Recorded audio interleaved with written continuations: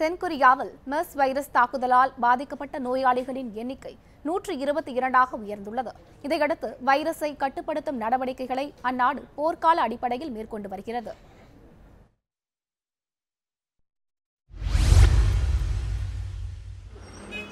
தென்கொரியாவில் சுமார் 115 பேர் மெர்ஸ் வைரஸால் பாதிக்கப்பட்டுள்ளனர்.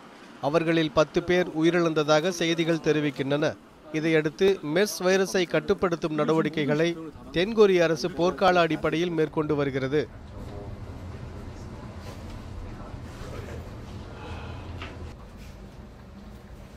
அதன் ஒரு பகுதியாக வைரஸால் பாதிக்கப்பட்டவர்கள் என சந்தேகிக்கப்படும் சுமார் 3000க்கும் மேற்பட்டவர்கள் தனிமைப்படுத்தப்பட்டுள்ளனர். பொதுமக்கள் அதிகம் கூடும் ரயில் மற்றும் விமான நிலையங்களில் தடுப்பு மருந்து தெளிக்கும் நடவடிக்கைகளும் முடுக்கிவிடப்பட்டுள்ளன.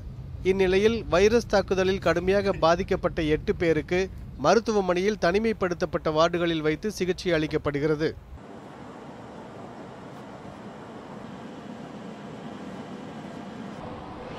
மெர்ஸ் தாக்குதல் காரணமாக கல்வி நிலையங்களுக்கு அளிக்கப்பட்ட விடுமுறை வெள்ளிக்கிழமை வரை நீட்டிக்கப்பட்டுள்ளது. இதனால் 22 பல்கலைக்கழகங்கள் உள்பட 2472 கல்வி நிலையங்கள் தொடர்ந்து மூடப்பட்டிருக்கின்றன.